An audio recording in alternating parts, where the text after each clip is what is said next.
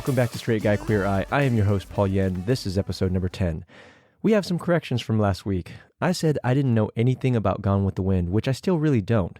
But I do want to give a shout to my cousin Viet, who was a big fan of the movie when we were kids. Any chance he got, he would want to play Scarlett O'Hara, especially when there was a stairway involved. He'd like to walk down the stairway and speak in a southern drawl. And when we got older, he did come out, and he was gay, and we loved him nonetheless. He has since passed away, but I did want to give him some love because I think that's how I knew about Gone with the Wind. I also said Cary Elwes, however you say his name, was in Robin Hood, Prince of Thieves. He was not. That was Kevin Costner. Cary Elwes was in Robin Hood Men in Tights, which was a satire on the whole Robin Hood franchise. But you know who was in Prince of Thieves? Morgan Freeman. Boom. On last week's Drag Dictionary, I explained what a death drop is, but my wife pointed out that the move originally came from the ballroom scene, and there it's called a dip. Apparently, there's a controversy within the ballroom drag race world about it. Out of respect for where it originally came from, I will try to refer to it as a dip first, then a death drop whenever we see it, because I learned it as a death drop, and at least in Drag Race, RuPaul's Drag Race, it's still called a death drop. And I know when I was looking up online, people are like, stop calling it a death drop. But it's a dip death drop. Ethics statement. As always, we have an important ethics statement that I want to make clear. Being straight gives me privileges that the queer community does not get. I will never fully understand the trauma, the drama, and all the other homophobic bullshit that queer people deal with on a day-to-day basis. I am not an expert in queer culture. I'm also not a therapist, a psychiatrist, a psychologist, or a doctor. As host of the Straight Guy Queer Eye podcast, I'm here to introduce people to shows that I love and enjoy. More importantly, I'm here to listen and to learn about the queer community, and I hope to pass that knowledge on to like-minded people who want to make some sort of difference in the queer community, in their own community, and in their own lives. So, 11 queens remain. A reminder that Shangela was the first to go home. And I wanted to point out that this was the first time the queen who was sent home left a message on the workroom mirror with a lipstick, as used as a pen. Shangela wrote, "Love y'all, turn it out." And it became a thing from this point on, where the exiting queen leaves a message on the mirror for the remaining queens to read. And typically, the queen who won the lip sync battle wipes the lipstick off. I don't know if Shangela started that, or if it was something that the producers or production asked her to do. But from that point on, we start seeing messages from the exiting queens. So the mini challenge for this episode, or episode 2 of season 2 of RuPaul's Drag Race, the queens are pairing up to make over a RuPaul doll. Think Barbie doll, but it's RuPaul. Ru wants them to turn, quote, this little lady into a bad girl, end quote. There are scraps, leftovers, I'm guessing, from a fabric store. They can paint, glue, cut, do whatever they want to the doll. They get 30 minutes. There's 11 queens, so 5 pairs and a solo. The teams are 1, Mystique, who's solo. Her doll, she named Shaquanda. She said that Shaquanda is a broke-down stripper. When she turns the doll around, the doll's got on a G-string. Second team is Jessica Wilde and Tatiana. They named their doll when Ru asked. They didn't actually have a name. Jessica said Wild, and Tatiana said Whore. So the name of the doll is Wild Whore. They say that the inspiration came from each queen. Tatiana says that Wild Whore has her eyes and Jessica's lips. The third team was Sahara and Pandora. They named their doll Shafree-for-all. She had a rough night, lost a shoe, has a black eye, a missing tooth, and torn stockings. Fourth team is Sonique and Nicole Page Brooks. They named theirs Cynthia, styled after Nicole's drag mother, Shonda Brooks. Boots, matching outfit, and one titty out. The fifth team is Jujubee and Tyra. They named their doll Cherry. She's also got a missing tooth, and she's wearing a skort. I thought Tyra made that up, but upon looking up the word skort, it's a cross between a skirt and shorts. I should have known. It's often used for athletics, think tennis. And then the sixth and last team was Raven and Morgan. They named theirs Lady Mayhem from the House of Chaos. Their doll was very punk rock, was wearing a sequin garter belt. My top pick was Sahara and Pandora Box's doll, Free-for-All, because they thought outside of the box and they didn't just try to glam up the doll. They had this storyline that she was a hooker or something and had a rough night. And so I thought that was just different from everybody else's. Ru picked, and yes, I chose before I listened to his favorite, but Ru also picked Free-for-All. So the winners of the mini challenge are Pandora Box and Sahara. The maxi challenge, because they won, Pandora Box and Sahara are each team captains for the maxi challenge, which is to form a burlesque dance troupe. So Team Sahara is Jessica Wilde, Jujubee, Tyra, Mystique, and of course Sahara. Team Pandora is Morgan McMichaels, Sonique, Raven, Tatiana, Nicole Page Brooks, and Pandora. They will be judged on their ability to work as an individual and as a group. And right off the bat, Tyra makes it clear that she actually wanted to be on Team Pandora, where all the pretty tall girls were. So for this maxi challenge, the queens will get a lesson from burlesque dancers on how to use the pole, as in, lack of a better description, a stripper pole. So they get into the workroom. Mystique was the first up, and she showed everyone what a big girl can do. She dropped it like it was hot. She was shaking her ass. Everyone else did fine except for Nicole Page Brooks, who couldn't embody the sexy, like Raven said, and Tyra refused to get on the pole at all. The second thing with this challenge, they also have to create their burlesque looks using the materials provided. Tyra gives Sahara shit because she thinks the fabric that Sahara grabbed was shit, and at one point in the workroom, when all the queens are working, Tyra is taking a nap over on the couch. So Ru wakes her up and asks her if she should be with her team, but Tyra says that they were all just gluing their outfits and that she had already finished her outfit. So she went back to sleep. The third thing with the challenge, they have to create their own choreography as a group to dance in front of an audience of men. And during the burlesque dance as a group, they will collect money, and the team who earns the most money will be safe from elimination. So Team Sahara was doing great during the choreo work, except Tyra didn't want to put on heels or run through the choreo with the rest of the team. Team Pandora during the choreo were bickering at each other because they were just, nobody wanted to actually take charge while everybody else was trying to take charge. So there were too many chefs in the kitchen. The fourth thing with the challenge, the queens each have to do a solo burlesque dance in front of these men, and the queen who earns the most money for their team will win this week. And fifth, because Ru says it isn't RuPaul's Drag Race without a twist. While one team is dancing and performing in front of the men, the other team will be out on the streets of Hollywood trying to sell tickets for cherry pie while in drag to passersby, which will also be tallied up with their team performance and solo performances. So basically, they're out there trying to sell tickets to people, and they have to collect as much money as possible so that they can add it to the amount that they're going to make from the men when it's their turn to dance. Team Pandora during the dance, I'm not a dancer, so I'm not one to judge, but you can see that Pandora was a little behind on the choreo, dancing for the men, while Nicole Page Brooks was kind of all over the place. The standout in the group burlesque dance was Sonique. She did a backflip onto her hands with the splits. For Team Pandora's solos, my standouts were Sonique and Morgan McMichaels, because Sonique worked the audience. It was like, she had the judges laughing, she had the men off their seats throwing money at her, and Morgan worked the pole. For the street portion, at least what you see on the show, Team Pandora was weak.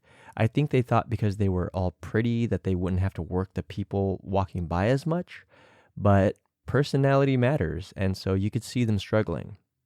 Team Sahara did great as a group during their burlesque dance. You could see the judges and the audience engaged the whole time. The standouts in the group were Jessica Wilde and Mystique. For Team Sahara's solos, my standouts were every one of them because they all brought it. I know it feels like a cop-out, but compared to Team Pandora, these queens were stars. They were just having a really good time. Mystique did a jump split off of the platform. Jessica Wilde worked the pole. Jujubee, who admitted that she's not a dancer, chose to be sexy and playful. Tyra, who was difficult through the entire prep process, did the splits and worked the pole. And Sahara, the team leader, did a headstand with the splits. Like a yoga pose is what it looked like. They worked it as a team. And for the street portion, once they warmed up, they worked the passersby and were able to sell quite a bit of tickets because they used their personalities. They didn't take themselves too seriously. They didn't rely on the fact that they were pretty, and they didn't let the judgment from people who were judging them get them down. Runway category is High Class Drag. The regular judges were Merle Ginsburg and Santino Rice. Guest judge is actress and comedian and game show host Kim Coles.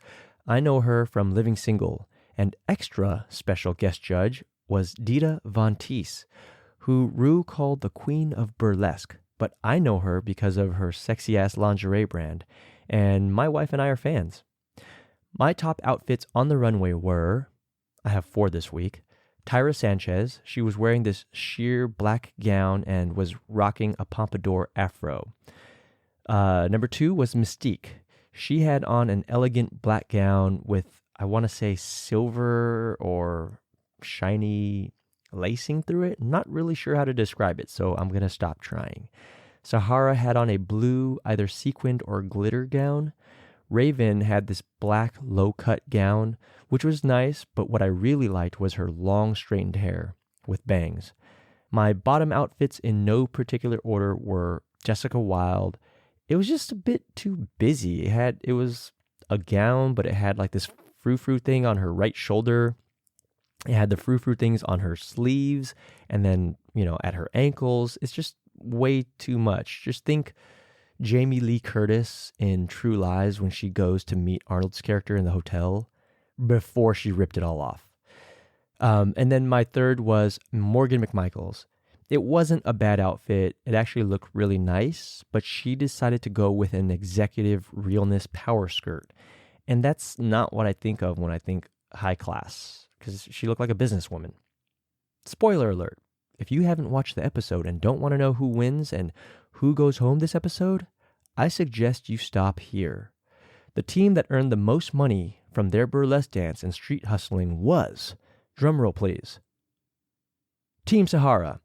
And the queen who earned the most on the team for the win was Sahara, who will have immunity from elimination the following week.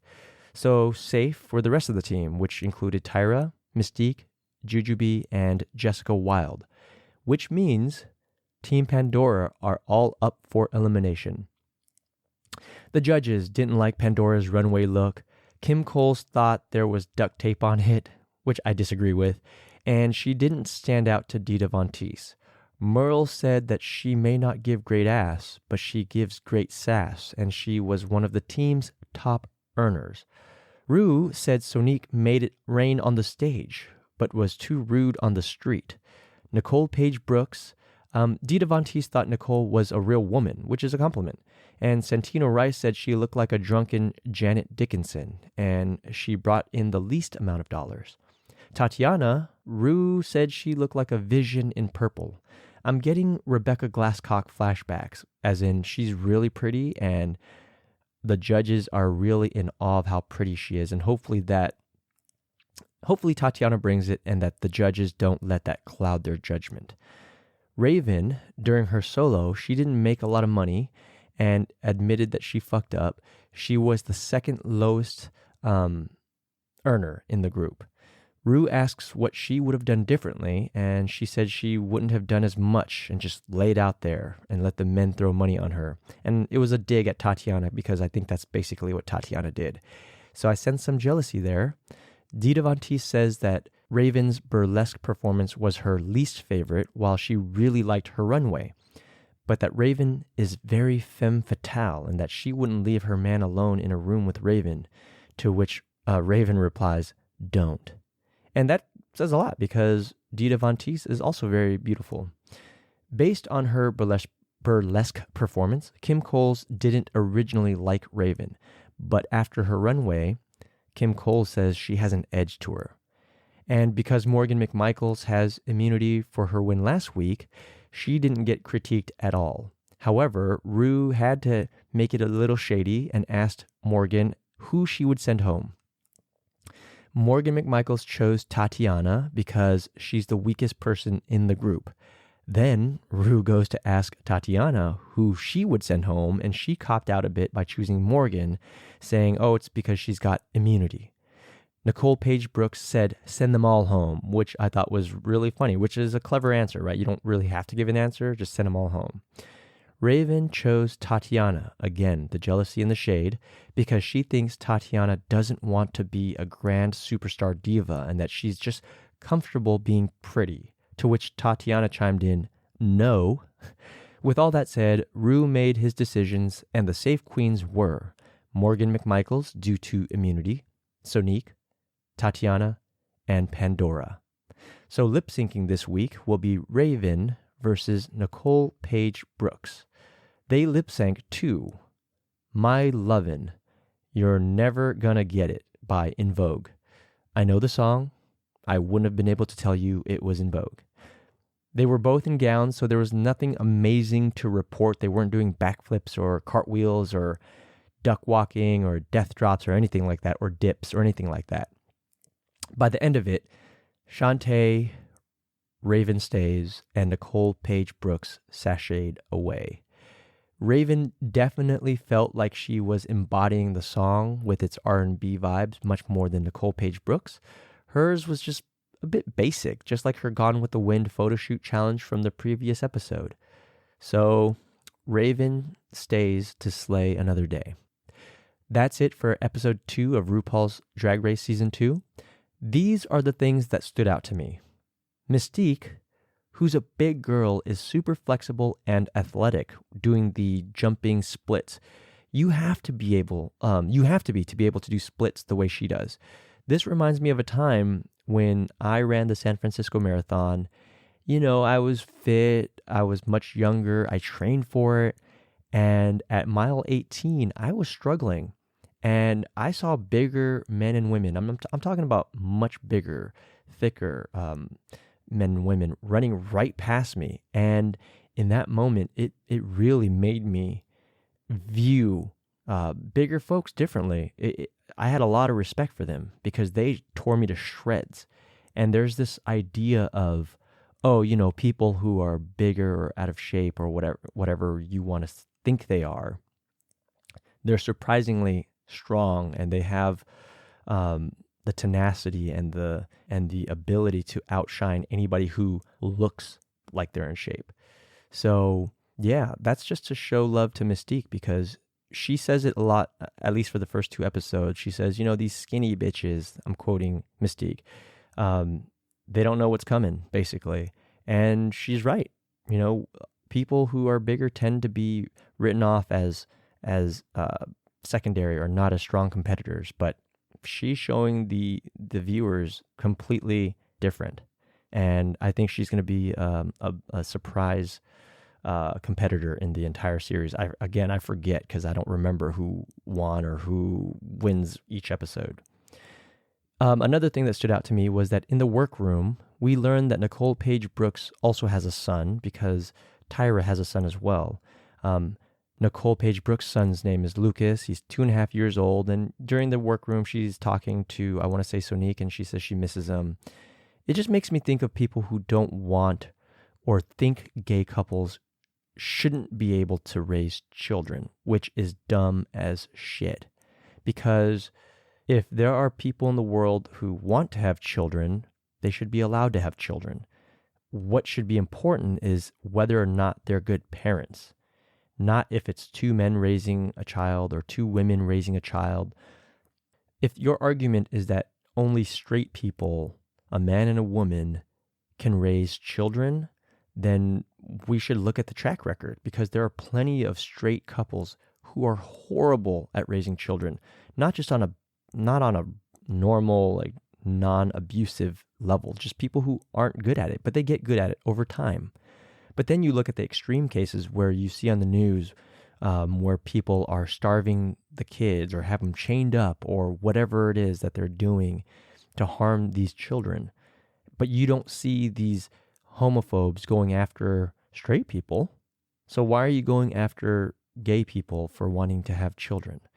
They should have the right to raise kids just like any other adult, any other people, as long as they are trying their best, doing a good job, and learning every day, as long as they're not being abusive to their children or harming them in any way.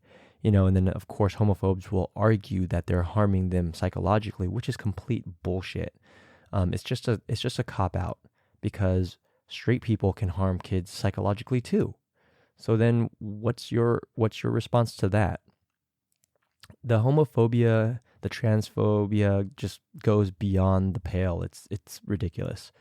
And so I just wanted to give a shout to Nicole Page Brooks for wanting to be there and wanting to be a good father to Lucas, and same for Tyra, who in the first episode also said that he misses his son. While what also stood out about that for me was Sonique asked if Nicole was going to let his son watch him on RuPaul's Drag Race. And Nicole said maybe when Lucas is 4 or 5.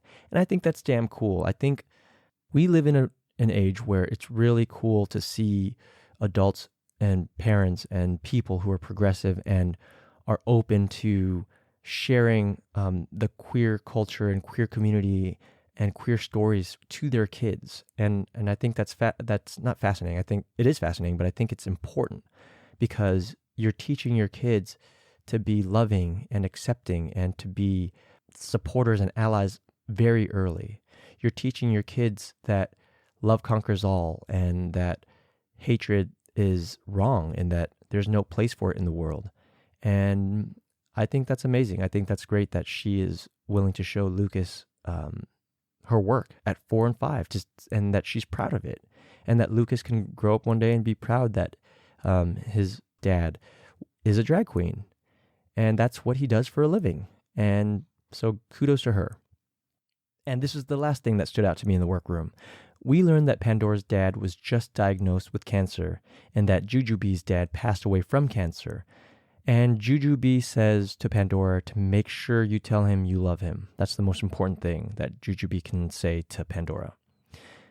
I tell my mom all the time that I love her, but even to this day, it's hard for me to say I love you to my dad. I've only ever told him one time, and it was during a very sad moment. And he didn't even say it back. He kind of brushed it off. Since then, I don't think I've said it one time to him, and this is at least 10 years ago. I know, crazy, right? It's just something that he grew up not hearing maybe from his parents, and something I didn't grow up hearing from my dad. But he showed me love in different ways. He took us to the movies. He worked for 30 years or 40 years or whatever it was that he worked for the city of LA, and he would buy us stuff, or he had a roof over our heads, and to him that was his way of showing love. And he pushed us to do well in school, things like that. But no, maybe when we were younger, but as adults there were no hugs, there were no kisses, there was no I love you. It was just always pushing us to be the best people we can be through school or through work. And so that was his way of showing us love. But for me anyways, I would have liked to hear an I love you. I would have liked to hear, hey, son, I love you, or I think you're doing a great job, or a hug from him if I didn't already say that, or, just more affectionate ways of showing love, which my mom gave to us all the time. Too much, I would say. So I'm going to ramble here because I didn't write any notes for this because I wanted it to just be as real as possible. But so I understand that that's not how he shows love, but it wouldn't have hurt for him to show affection and love the way that we want to do, or at least that I wanted him to show love, which is to show me that he appreciated that I went back to school and got my degree, to tell me that he loves me. And, that's the way I want to be shown love. And so showing love is important. I try to say it to my siblings and my cousins and my friends, and of course my wife, any chance I get. We all show love in a different way, and we all need it in different ways. And if we love someone, we should try to honor the way that they want to be loved, not just how we show love. And I think that if we can do that, it'll help improve our relationships. And I found that to be true, because growing up, like I said, I didn't hear it all the time. I would only say it to my girlfriends who I loved at the time, but I never really said it to my friends. But the moment I was able to I don't know if it was my ego that didn't allow me to say it. Maybe it was just kind of what I learned from society, that guys don't say it to guys. As soon as I was able to start telling my friends I love them, they started reciprocating it back. And it feels good, because these are people that you spend a lot of time with. And like Jujubee says, right? You never know when someone's going to pass. And I would never want people that mean so much to me in my life not know that I love them, because they can pass away in a car accident. They can die suddenly of a heart attack, or, they can have a long drawn out journey to death. And I don't ever want people to feel like, oh, well, now they're only telling me because they know that I'm dying. Even though that's fine. If you haven't all your life and that's when you say it, that's when you say it. But I tried to do it earlier. So to all my listeners out there, tell those you love that you love them. Any chance you get. Show them some affection. Give them a hug, because you never know. You never know what's going to happen. And I love you, or hey, you're amazing to me, can go a long way. Yeah, that's it, folks. That's it for episode 10. I'm sorry for the delay. If I'm being perfectly honest, I've been a little bit lazy about it, a little down, because I don't have as many listeners as I would personally like. But at the same time, I want to continue doing this because it's really important to me to show how much the queer community means to me. And so I'm going to keep doing it. It's hard because especially when you learn that there are a lot of people who have producers who write all this stuff for them. They have a team of editors. I'm doing this all by myself. I'm creating the content myself. I'm editing myself, which I've never done. So it's kind of a struggle, and it's a learning phase still. And so seeing the viewership or the listenership not grow as fast as I would like is a bit, I can't think of the word right now. It's making me lazy about it, but I'm going to continue to do it because I enjoy doing it. If you're enjoying Straight Guy Queer Eye, please share it with people you know. Have them subscribe, download, give it a rating on your podcast app. Ask people you know to listen and subscribe, and to give it to rate it a 5, hopefully, if they enjoyed it. You can also follow Straight Guy Queer Eye on Instagram and Twitter at SGQE Podcast. You can follow me on my personal Instagram at Hello Paul Yen. I'd love to hear from you, so please send comments, suggestions, feedback to sgqepodcast@gmail.com. And remember, be human, be kind.